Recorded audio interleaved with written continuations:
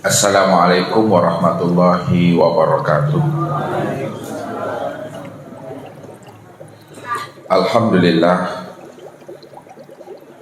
Alhamdulillahilladzi arsala rasulahu bil huda wa dinil haqq liyuzhirahu 'ala ad-dini kullihi arsalahu basyiran wa nadhira wa da'iyan ila Allahi bi idnihi wa sirajan munira. Asyhadu an la ilaha illallah wahdahu la syarika lah wa asyhadu anna Muhammadan abduhu wa rasuluhu la nabiyya ba'da. Wa qala Allah ta'ala fil Qur'anil Karim, a'udzu billahi minasyaitonir rajim, bismillahirrahmanirrahim. Inna a'tainakal kautsar fasholli li rabbika wanhar inna shani'aka huwal abtar. Shadaqallahul adzim. Bapak Ibu, saudara-saudara dan anak-anak kami jamaah tauhid yang dirahmati Tuhan. Kurban atau ibadah kurban merupakan salah satu ibadah dan sekian banyak macam ibadah yang Allah fardukan kepada kita. Maka ibadah kurban ini salah satu ibadah untuk taqarruban ilallah, mendekatkan diri kepada Allah Subhanahu wa ta'ala, yaitu dengan cara melakukan penyembelihan hewan ternak pada hari raya Idul Adha tanggal 10 Zulhijjah, lalu diiringi pada hari Tasrik, yaitu pada tanggal 11, 12, dan 13 Zulhijjah. Ibadah kurban ini, Bapak Ibu, telah disyariatkan oleh Allah dan Rasulnya di dalam Al-Quran dan Sunnah Nabawiyah. Inilah salah satu yang disampaikan oleh baginda Rasul Nabi Muhammad SAW kepada umatnya, supaya kita mampu memahami apa maksud sebenarnya dari setiap apa yang disampaikan oleh baginda Rasul terhadap umat dan kepada kita ini. Kata Rasul, man kana lahu sa'atun wa lam yudahi fala yaqrabanna musallana.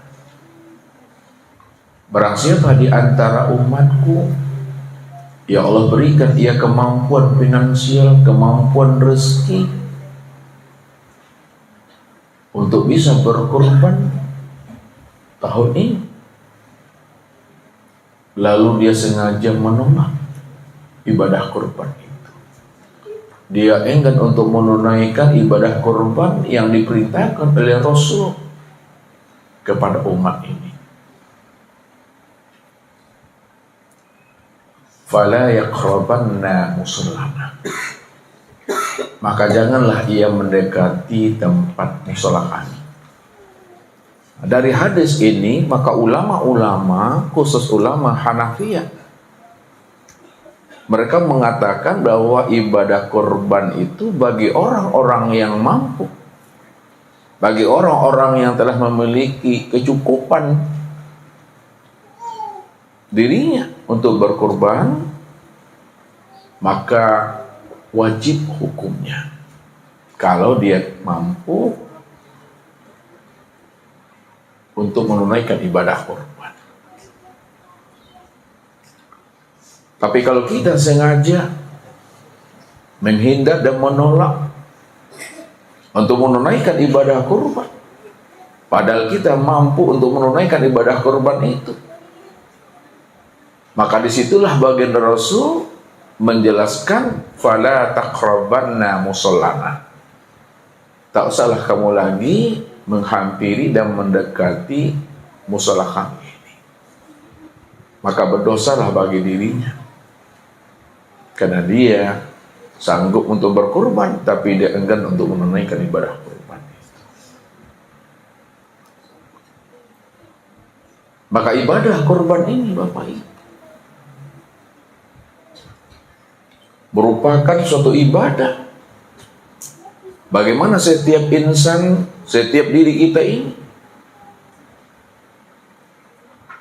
mesti kita bisa memahami akan rahasia di balik kurban itu. Kalaulah memang ibadah kurban itu adalah satu ibadah yang khusus untuk mendekatkan, menghampiri diri kita kepada Allah. Kurban yang bagaimana yang dimaksudkan oleh Allah dan Rasul itu? Apakah sapi yang kita sembelih, kerbau dan domba yang kita sembelih itu, apakah mampu menghantarkan diri kita ini, ruhani kita untuk sampai berlikuk dengan Allah? Atau tidak? Maka malam inilah kita mencoba untuk menyikapi dan membuka rahasia hakikat di balik kurban itu. Karena Allah katakan apa kepada diri kita? Inna a'toina kal kausar. Sesungguhnya kami telah memberikan nikmat kepada dirimu, nikmat yang sangat banyak. Saking banyaknya nikmat yang Allah curahkan, yang Allah limpahkan kepada hambanya.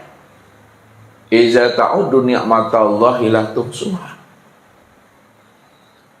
Jika kamu mencoba untuk menghitung nikmat yang telah aku berikan kepada dirimu, kata Allah, la tuhsuha, aku pastikan kamu tidak akan pernah sanggup dan mampu untuk menghitung, mengkalkulasikan nikmat itu kepada dirimu. Karena begitu banyak nikmat itu yang telah Allah titipkan kepada diri kamu. Wa ma bikum min ni'matin faminallah. Apa saja yang engkau punya, yang engkau miliki, semuanya itu datang dari sisiku, datang dari diriku, kata Allah.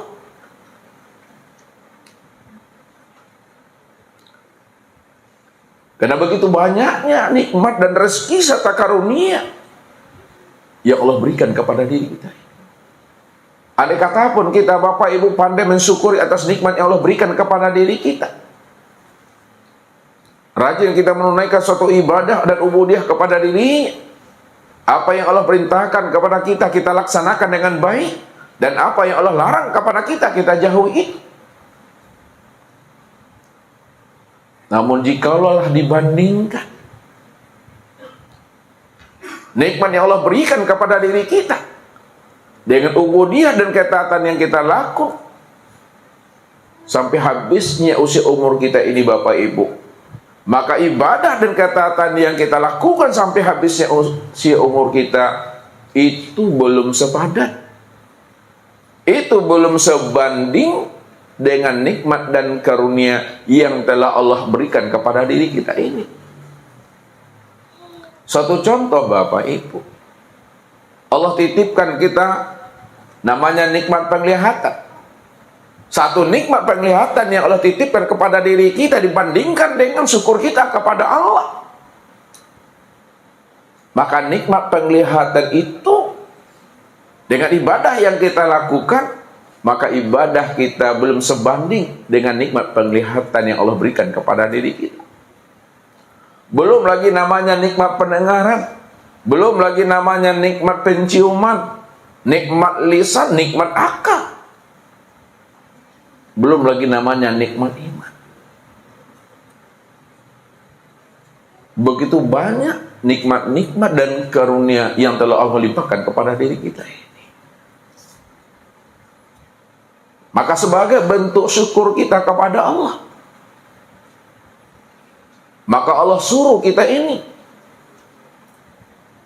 untuk menunaikan ibadah sholat. Fasholli li rabbika, maka dirikanlah sholat itu untuk aku, kata Allah. Jadi ibadah yang kita lakukan, ketaatan yang kita perbuat, betul-betul ibadah dan ketaatan yang kita lakukan dan kita perbuat itu hanya untuk Allah seorang saja. Jangan ada niat di dalam niat, Bapak Ibu. Kalau kita beribadah ada niat di dalam niat, maka apa yang kita niatkan di dalam niat itu, maka itulah yang menjadi sembahan kita. Itulah yang menjadi Tuhan kita. Sedangkan Allah hanya sebagai perantara atau wasilah untuk sampainya hajat dan niat kita itu. Disinilah letaknya peranan ikhlas dalam melakukan satu ubudiyah dan ketaatan kepada Allah itu betul-betul ikhlas kita menunaikan ibadah dan ketaatan dalam hidup ini. Sehingga ibadah yang kita lakukan itu tidak lagi kita gantungkan dalam ingatan kita. Ibadah yang kita perbuat itu tidak lagi kita ikat pada lisan kita. Semuanya kita serahkan kepada Allah seutuhnya. Inilah komitmennya seorang hamba.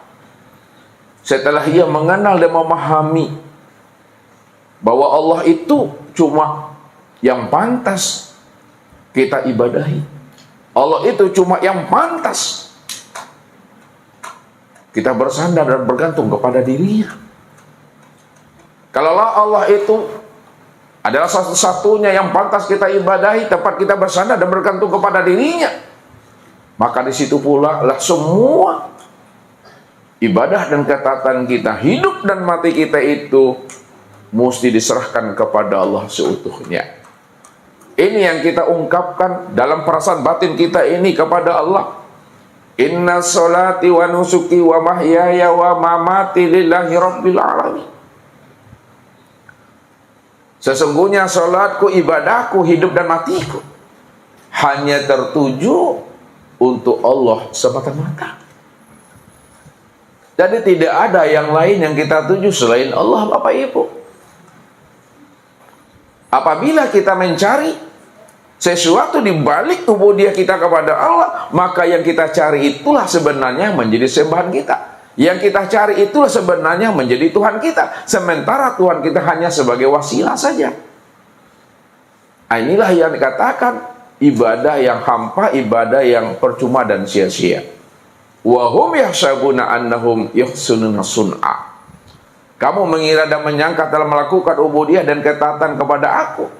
Kamu telah mengira, kamu telah mempersiapkan amal yang terbaik untuk aku. Padahal kamu sudah tertipu dengan diri dan amalmu sendiri. Tapi kamu tidak menyadarinya, kata Allah.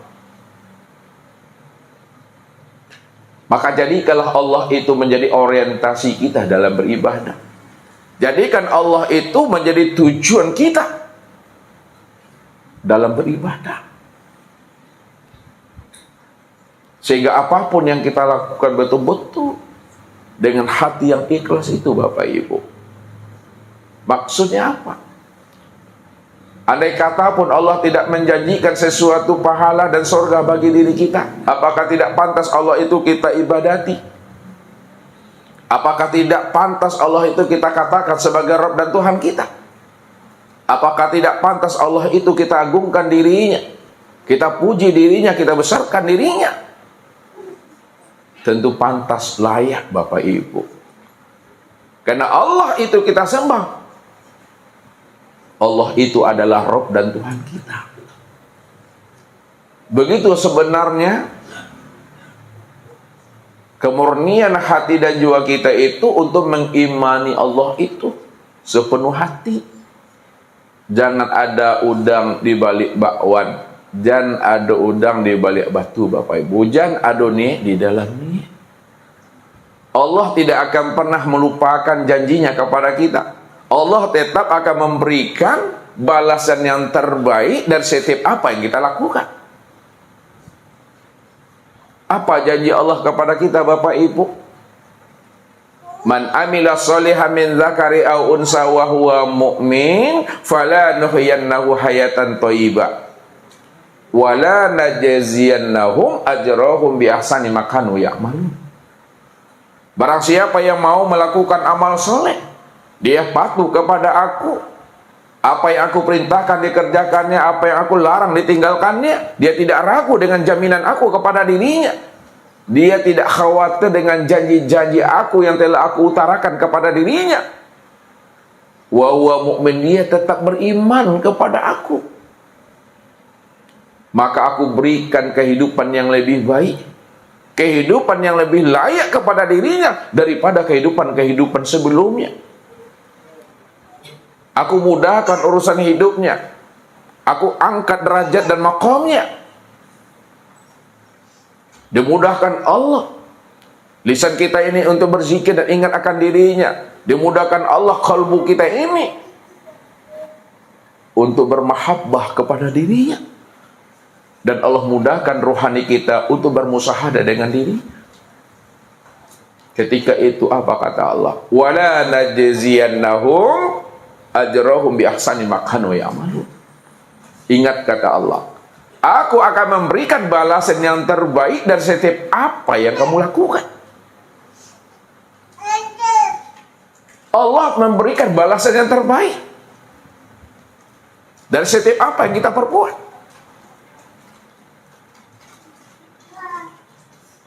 Itu artinya apa? Sebesar zarah kebaikan kita tidak pernah Allah lupakan. Tetap Allah beri ganjarannya, fama ya'mal misqala dzarratin khairan yarah. Andai kata pun Bapak Ibu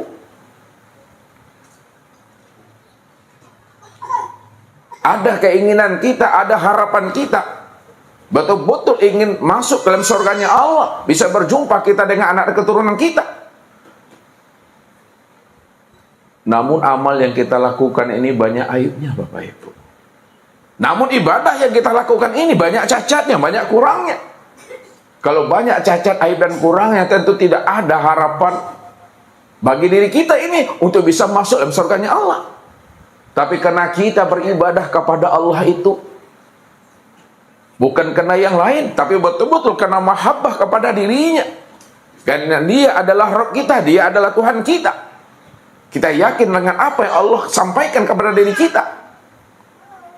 Muncul suatu konsep di dalam batin kita ini, ungkapan batin kita kepada Allah, ilahi anta maksudi waridhoka matlub. Maka Allah hantarkan juga kita ini untuk bisa masuk dalam surganya, dan Allah pertemukan kita dengan anak dan keturunan kita. Kalau Allah sudah mengutarakan itu kepada kita Bapak Ibu, Allah telah membukakan rahasia pintu rahman dan rahimnya kepada diri kita. Kenapa kita masih bimbang dan ragu juga melakukan ibadah dan ketaatan kepada dirinya? Kenapa kita masih menuntut-nuntut Allah itu? Kenapa kita beribadah masih melakukan tawar-menawar dengan dirinya? Padahal Allah sejelas-jelasnya, seterang-terangnya membukakan rahasia akan janjinya kepada diri kita. Makanya Bapak Ibu, Ustaz katakan, kalau ada manusia masih menuntut-nuntut Allah, masih ragu dengan janji Tuhan, padahal Allah telah menjanjikan yang terbaik untuk diri kita, sama artinya kita Bapak Ibu memancing ikan di dalam baskom. Udah jelas ikan itu di dalam baskom, kita pancing juga lagi Bapak Ibu. Kan kardio sesio namanya itu. Ikan lado di MB. Lado dalam baskom awak panciang aja tuh. Itu perbuatan yang lago namanya, perbuatan yang sia-sia tuh. Padahal Allah katakan, wala najziyannahum ajrahum bi ahsani ma kanu ya'malun. Aku akan memberikan balasan yang terbaik dari setiap apa yang kamu lakukan, kata Allah. Kalau Allah sudah menjanjikan itu kepada diri kita, mestinya kita ini patuh aja lah kepada Allah. Yakin aja lah kita kepada Allah, jangan ragu kita. Kalau kita bimbang dan ragu dengan Allah, lalu dengan siapa kita mesti yakin lagi? Padahal Bapak Ibu, rajin pun kita beribadah kepada Allah, taat pun kita beribadah kepada Allah, Allah tuh takkan pernah butuh dengan amal-amal ibadah kita. Allah tidak pernah bergantung dan bersandar kepada amal ibadah dan ketaatan yang kita lakukan Bapak Ibu. Kalau Allah tidak pernah bersandar, tidak pernah bergantung dengan amal ibadah dan ketaatan kita lakukan, lalu di mana letaknya bagi kita untuk melakukan tuntutan kepada Allah? Apa kita tak malu kepada Allah? Bahwa setiap amal yang kita lakukan, setiap kebaikan yang keluar dari diri kita itu semuanya datang daripada kehendak Allah. Itu terjadi karena anugerah dan rahmatnya Allah. Kalaulah seluruh ibadah dan ketaatan yang kita lakukan itu semuanya datang daripada kehendak Allah, rahmat dan anugerahnya Allah, di mana letak layak dan pantasnya kita akan menuntut Tuhan? Malu kita di hadapan Allah. Apa kata Allah? Walaula fadlullahi alaikum warahmatuhu mazakka minkum min ahadin abadah lakuntum minal khosirin. Kalaulah bukan karena rahmatku, kalaulah bukan karena karunia aku, kalaulah bukan karena belayan kasih sayang aku kepada dirimu, lakuntum minal khosirin. Kamu selalu berada dalam keadaan rugi. Kamu tidak akan pernah bisa mendirikan suatu ibadah dan ketaatan kepada aku. Mazaka minkum min ahadin abada. Selama-lamanya dirimu tidak akan pernah suci dan bersih. Tapi kenapa dirimu bisa bersih dan suci? Kenapa kamu bisa mendirikan suatu ibadah dan ketaatan? Itu karena kasih sayang aku kepada dirimu, kata Allah. Nah, bahasa awaknya disuruh Tuhan awak bakacu sebenarnya. Baca min lah ya tahu. Tilik dirimu, center dirimu, bakacu lah kata Tuhan. Begitu Allah menjelaskan. Maka sadarilah bahwa ibadah yang kita lakukan, ketaatan yang kita perbuat, Allah pun tidak akan pernah butuh dengan ibadah yang kita lakukan itu. Kalau Allah tidak butuh dengan ibadah kita, Bapak Ibu, toh kenapa ujung-ujungnya Allah perintahkan kita untuk beribadah kepadanya? Allah perintahkan kita beribadah kepada dirinya, bukan ada kepentingan Allah di dalamnya. Tidak ada kepentingan pribadi Tuhan di dalam ibadah yang kita lakukan itu. Tapi Allah perintahkan kita beribadah kepada dirinya. Allah sebenarnya ingin melihat sejauh mana kepatuhan dan keimanan kita kepada Allah setelah kita mengenal dan menyatakan anta rabbi wa ana abduka. Engkau adalah Rabbku dan aku adalah hambamu. Jadi Allah ingin melihat sejauh mana kepatuhan dan keimanan kita kepada Allah setelah kita menyatakan Allah itu adalah Rabb kita. Bukan ada kepentingan Tuhan di dalamnya, tidak pernah ada. Mau disembah aku, tidak disembah aku udah Tuhan, aku Rabb. Engkau sembah pun aku, kata Allah, tidak akan bertambah akan kebesaran dan kemuliaan aku. Tak pun disembah aku, tidak akan pernah berkurang akan kemuliaan aku, kata Allah. Karena aku tidak pernah bersandar kepada dirimu. Kemuliaan aku bukan karena pujianmu. Kemuliaan aku bukan karena sanjungan kamu terhadap diriku. Bahkan kamu mulia, kamu bisa berbahagia, kamu bisa melakukan satu ibadah dan ketaatan serta kebaikan itu karena kasih sayang aku, itu kata Tuhan. Disitulah kita mesti sadar dan mengerti bahwa diri kita itu la haula wala quwata illa billahil aliyil azim. Maka setelah kita Bapak Ibu betul-betul menunaikan ibadah sholat itu dengan ikhlas dan baik kepada Allah, maka barulah Allah perintahkan namanya wanhar, dan berkurban kamu. Jadi habis sholat wajib berkurban, habis sholat subuh wajib kita berkurban, habis sholat zuhur wajib kita berkurban, habis sholat asar wajib berkurban, habis sholat maghrib wajib berkurban, habis sholat isya juga wajib berkurban. Apa sanggup kita melakukan itu Bapak Ibu? Setiap selesai sholat kita mesti berkurban, mesti sanggup dan bisa. Maka malam ini kita akan buka rahasianya bagaimana Bapak Ibu mampu dan sanggup berkorban setelah selesai sholat sampai habisnya usia umur kita ini. Inilah yang akan kita jabarkan malam ini tentang rahasia ibadah kurban secara zahir dan secara batin.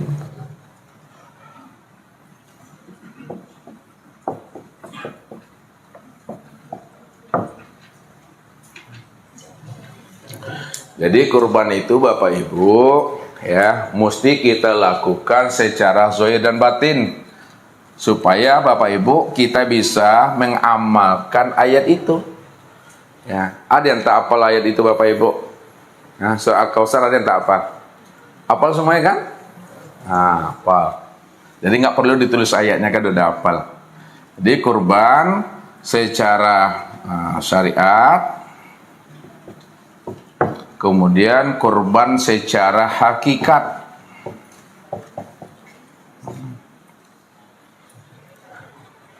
Yang pertama Bapak Ibu, kurban secara syariat. Ya, syariat itu secara ilmu fikih namanya. Ya, syariat ini namanya secara ilmu fikih. Sedangkan kurban secara hakikat ini secara ilmu tauhid. Sekarang kita fokus kepada kurban secara syariat atau fikih. Kurban secara ilmu syariat atau ilmu fikih itu yang kita kurbankan itu namanya bahimatul an'am. Bahimatul an'am. Bahimatul an'am itu artinya Bapak Ibu hewan ternak.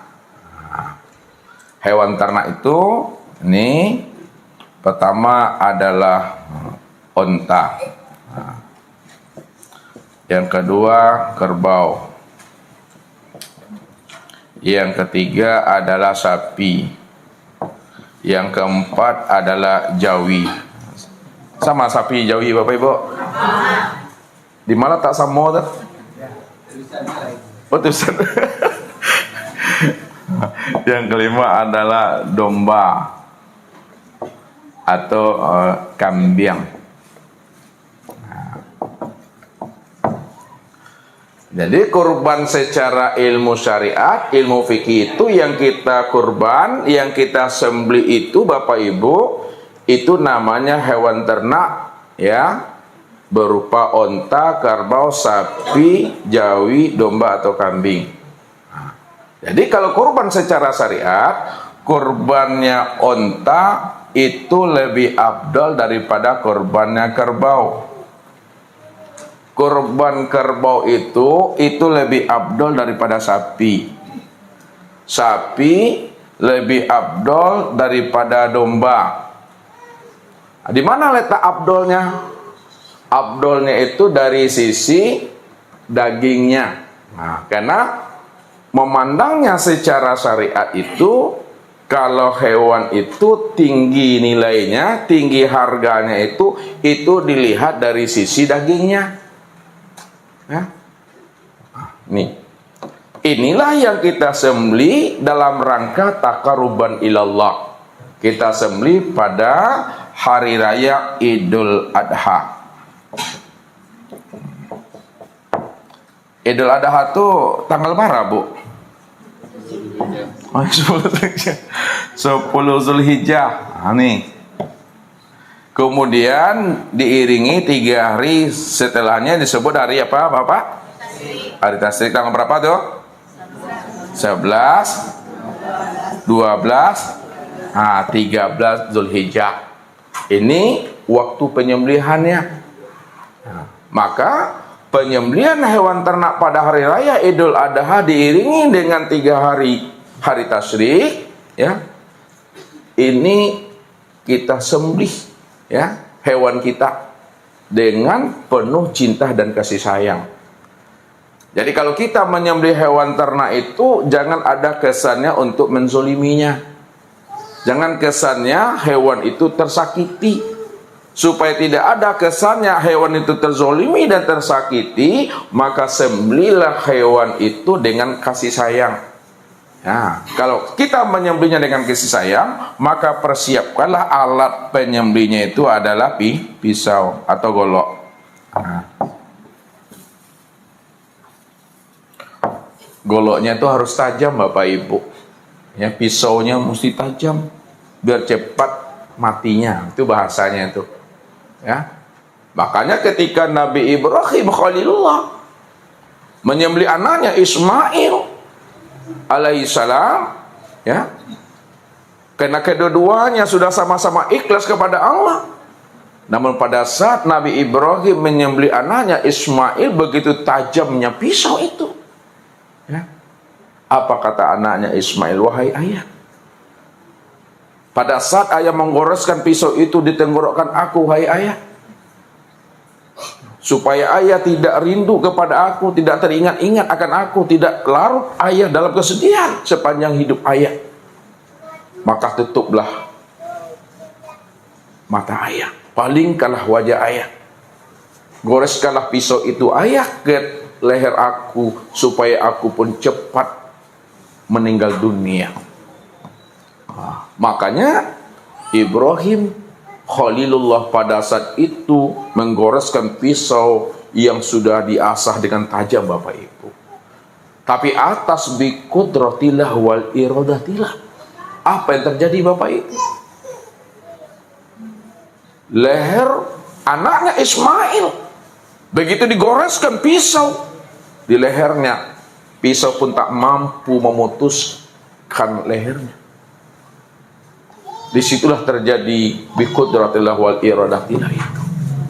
Maka pada saat itulah Nabi Ibrahim Khalilullah itu Bapak Ibu kesal ya terhadap pisaunya, karena dia tidak bisa melaksanakan perintah Allah. Akhirnya pisau itu Bapak Ibu ya diayunkannya ke batu Bapak Ibu, atau pecah dua batu itu saking tajamnya. Lalu Ibrahim Khalilullah pun ngomong dengan pisau itu, wahai pisau, kenapa engkau tidak mampu menggoreskan leher anakku, tak mampu memutuskan leher anakku? Pada saat engkau aku pukulkan ke sebuah batu, batu yang besar pun bisa terbelah dua karena tajamnya engkau. Pada saat itulah pisau pun ngomong kepada Ibrahim, hai Ibrahim, kenapa engkau bernafsu?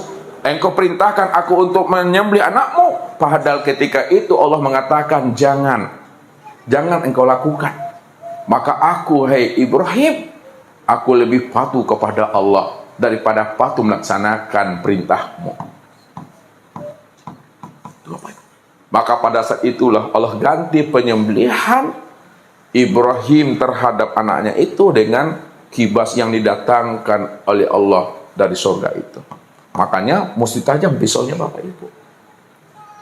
Setelah pisau tajam, diusahakan kita ini, dianjurkan kita ini, kita dalam keadaan berwudu bersih kita.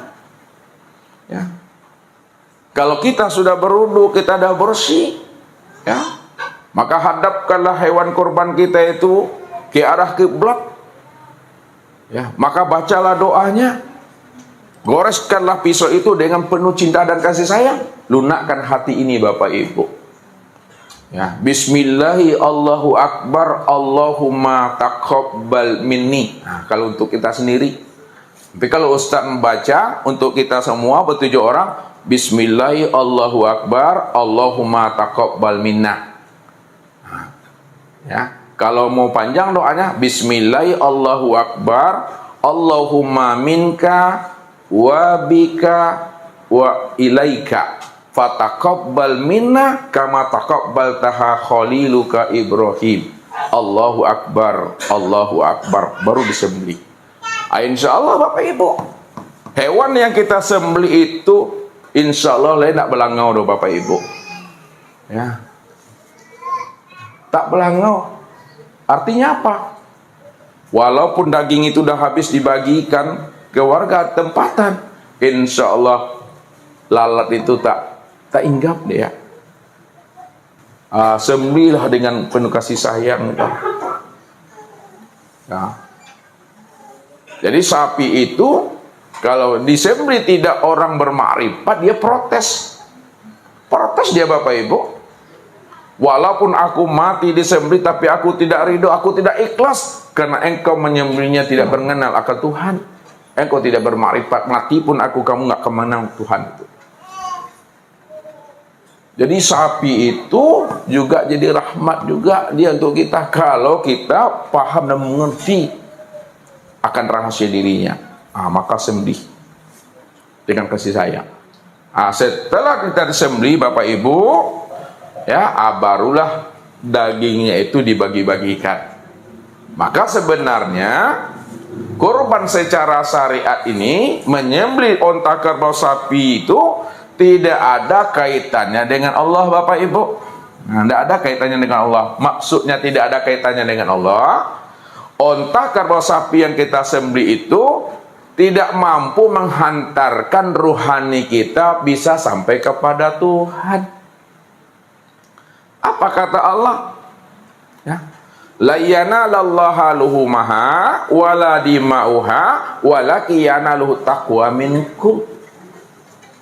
Tidaklah sekali-kali hewan korban yang kamu sembelih itu, onta, kerbau, sapi, domba yang kamu sembelih, dagingnya, darahnya, bulunya, kulitnya tidak akan pernah mampu menghantarkan rohanimu itu sampai kepada Allah. Jadi tak ada hubungannya.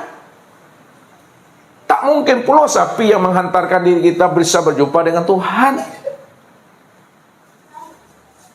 Kalau tidak ada hubungannya dengan Allah,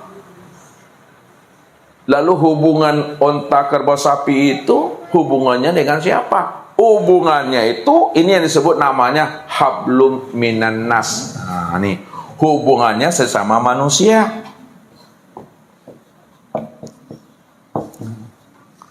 Hubungannya sesama manusia. Hablum minan nas. Apa buktinya hubungan sesama manusia? Maka ketika hewan itu telah disembelih, maka dagingnya pun dibagi-bagikan. Buktinya apa? Sepertiga dagingnya itu boleh dimakan oleh peserta korban. Boleh dinikmatinya. Kecuali kalau korban nazar tak boleh, mesti disedekah semuanya. Sepertiga lagi dagingnya itu disedekahkan untuk orang-orang fakir miskin, sedekah. Sementara sepertiga lagi ini dihadiahkan. Jadi baik itu kaya dan lain sebagainya sebagai bentuk penghormatan. Ini pembagiannya. Jadi tidak ada kaitannya, tidak ada hubungannya dengan Allah. Yang ada kaitan dan hubungannya dengan Allah, walakin yanaluhu taqwa minkum. Yang mampu menghantarkan rohanimu kepada Allah itu adalah ruhani yang sudah mengenal Allah, ruhani yang takwa, ruhani yang patuh. Di mana letaknya ruhani yang patuh dan takwa itu? Pada saat kita melakukan penyembelihan hewan kurban ini adalah sebagai bentuk kepatuhan kita dalam melaksanakan perintah Allah.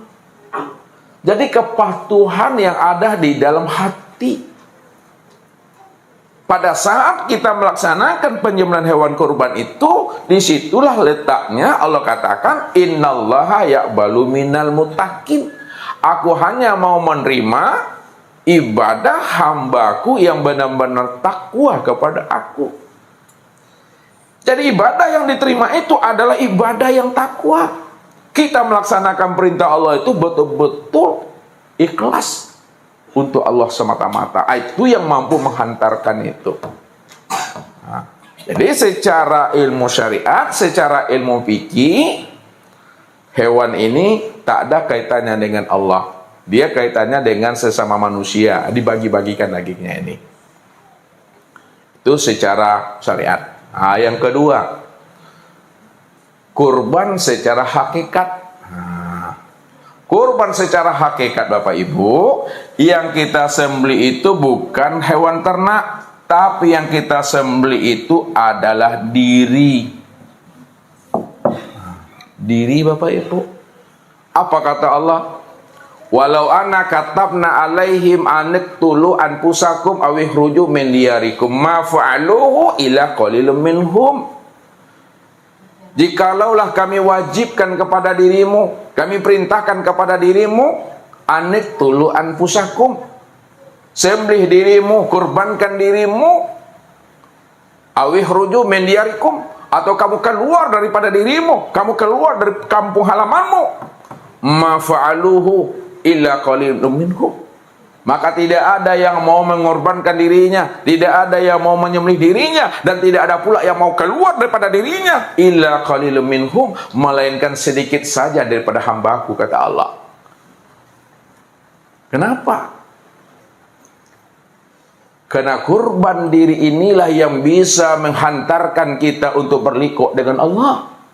Kurban diri inilah yang ada kaitannya dengan Allah. Ini yang disebut namanya hablum minallah. Hablum minallah. Yang ada kaitannya dengan Allah itu adalah kurban diri. Apa maksudnya kurban diri, Bapak Ibu? Ini kok gak ditagaan talingus ketek oma, dinyariangan ketek. Kalau ndak tagak tengok nak nyariang beko banyak mayat bagelimpangan beko. Ya. Kurban diri yang dimaksudkan Allah itu anek tulu anfusakum, bunuh dirimu, sembelih dirimu. Itu maksudnya sembelihlah sifat keontaan yang ada di dalam dirimu. Sifat onta. Jadi kalau di sini onta yang berkaki 4, kalau di sini ini onta yang berkaki 2. Onta berkaki 2 itu yang mana maksudnya tuh? Diri manusia, sifat keontaan yang ada di dalam dirimu, sifat kerbau yang ada di dalam dirimu, sifat sapi, sifat jawi, sifat kambing dan domba yang ada dalam dirimu itu mesti itu wajib disembelih. Kalau di sini hewan kurbannya yang berkaki 4-nya. Kalau di sini sifat hewan kurban, sifat onta, kerbau, sapi yang ada dalam diri manusia itu yang disembelih. Jadi sifat hewan yang dalam diri itu sifat apa tuh Bapak Ibu? Sipek, cangok, lobo, saraka, rakui, tamak. Itu dia sebenarnya sifat bahimatul an'am. Itu yang mesti disembelih pada diri kita. Kalaulah sifat onta, kerbau, sapi yang ada dalam diri mesti disembelih, lalu apa alat penyembelihnya Bapak Ibu? Apakah pisau, bakat pidung ya mah? Alat penyembelih sifat onta, kerbau di dalam diri itu adalah zikrullah. Itu zikir kepada Allah. Itulah yang Allah maksud. Fasholli li rabbika wanhar. Maksudnya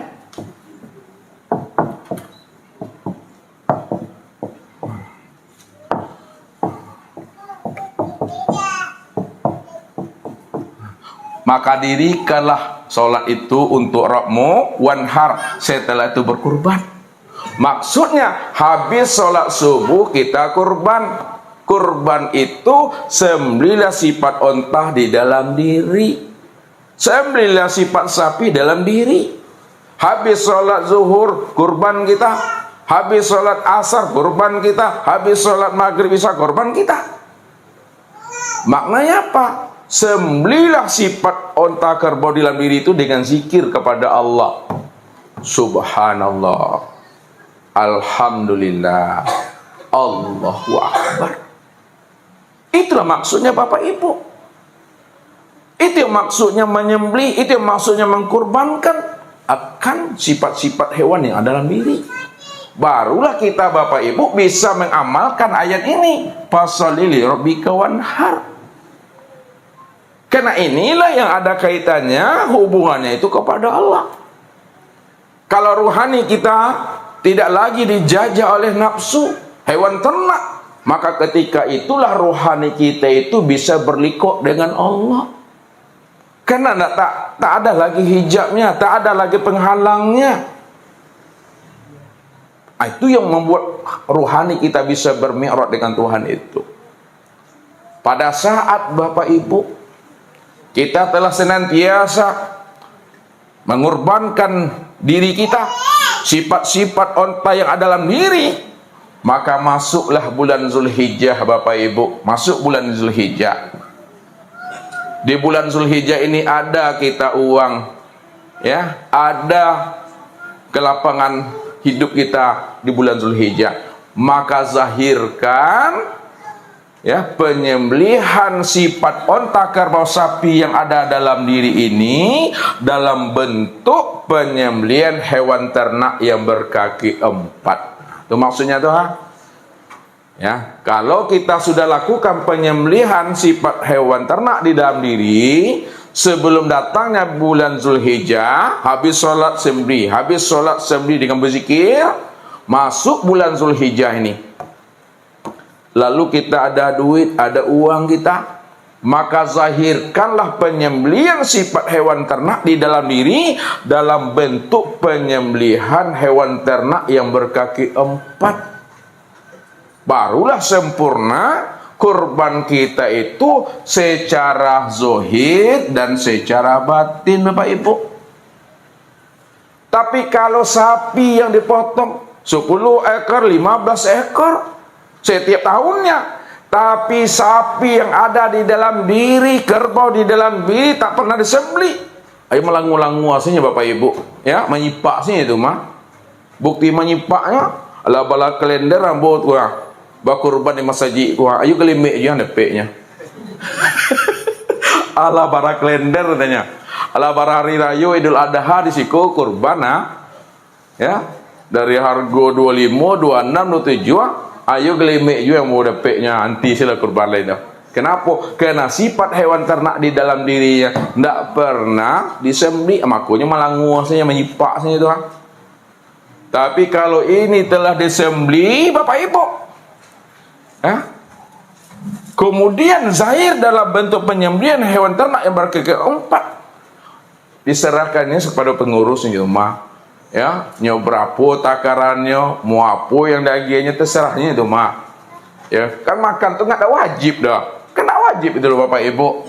Kalau namu ambillah seketek sebagai bentuk kurban awak, kalau tidak sedekah nggak bahaya. Itulah sebagai bentuk syukur kita dalam rangka taqarruban ilallah. Itu maksudnya. Ya, hampir setiap minggu sih makan daging ya mah. Pas hari raya nak makan daging tuh pagi-paginya awak. Seran je lah ke pengurus tu yang kailok salah. Jangan ada lagu permintaan. Lihat tu lagu permintaan tu, ambu beko iko ya, ambu iko ko. Kalau mau itu suruhnya potong seorang. Jadi serahkan aja lah kepada pengurusnya, insya Allah pengurus itu amanah tuh, ya, jangan awak ragu leh, ya. Makanya yang menghantarkan diri kita kepada Allah itu tidak ada hubungan sapi gitu, ini ya sapi yang berkaki 2 aku yang bisa mengantarkannya. Si hewan tuh yang ada dalam diri, itu yang disembelih. Kalau udah bersih, barulah dia bisa bermi'raj dengan Allah itu. Ini Allah katakan itu. Wa alaw istaqamu ala tariqati la asqainahum an ghadaqa wallazina jahadu fina lanahdiyannahum subulana. Siapa yang selalu istiqomah berjalan dan meniti di atas jalan hidayah dan petunjukku, kata Allah, dia ingin berlikok dengan aku, ingin berjumpa dengan aku, la asqainahum an ghadaqa, aku berikan mereka itu hidayah dan petunjuk. Lanahdiyannahum subulana, dan kami bentangkan jalan-jalan petunjuk kami kepada dirinya sehingga mereka mampu berjalan di atas hidayah dan petunjuk itu, kata Allah.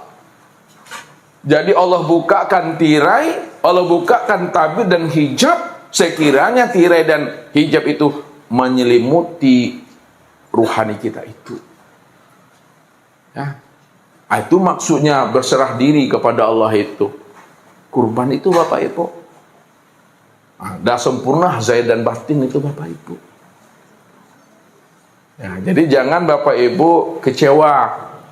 Oh, tahun patang lebih bisa berkorban, tahun kini tidak bisa pek korban dah. Jangan awak kecewa. Ya, kita setiap hari berkorban. Inilah korban secara batin, korban secara hakikat. Yang kita korban, yang kita sembelih itu adalah sifat ontanya, sifat kerbaunya yang ada dalam diri. Kalaupun tak mampu kita menyembelih ini, tapi kita ada senantiasa, ada rezeki kita, zahirkan itu. Baik untuk satu bersama gitu, ya, kita dalam keluarga itu bertiga dalam keluarga tuh berlima. Dari yang 5 itu ada 1 berkorban. Insya Allah lah masuk sadonya yang berampik itu mah. Lah masuk sadonya yang 3 itu. Inilah yang diajarkan oleh baginda Rasul. Allahumma haza min Muhammad wa ali Muhammad wa ummatin Muhammad. Ya Allah, terimalah kurban dariku, wa ali Muhammad, dan keluarga Muhammad, dan umatnya Muhammad. Nah, kalau ada umatnya Muhammad yang hidup maupun yang meninggal dunia yang tak bisa berkorban, ala ikut sadonya di situ tuh mah. Nah, itulah rahasianya. Ya. Nah, itu memahaminya. Sehingga apa? Sehingga kita itu betul-betul mampu melaksanakan perintah Allah itu secara zahir dan batin. Nah, mungkin itu Bapak Ibu ya tentang masalah ibadah kurban itu. Ya, mudah-mudahan kita semua dibukakan Allah rahasia-rahasia kurban pada diri kita, sehingga kita berkurban itu tidak menunggu datangnya bulan Zulhijjah itu secara hakikatnya. Nah, namun pada saat datangnya bulan Zulhijjah, kita ada uang, ada kelebihan rezeki, zahirkan. Nah, itu masuk Ustaz. Zahirkan penyembelihan sifat hewan ternak itu dalam bentuk penyembelihan hewan ternak yang berkaki 4 pada hari raya Idul Adha 10 Zulhijjah, lalu diiringi pada tanggal 11, 12, 13 Zulhijjah. Barulah sempurna kurban kita secara zahir dan secara batin. Itu saja mungkin Bapak Ibu ya, kalau ada pertanyaan ya dipersilakan Bapak Ibu.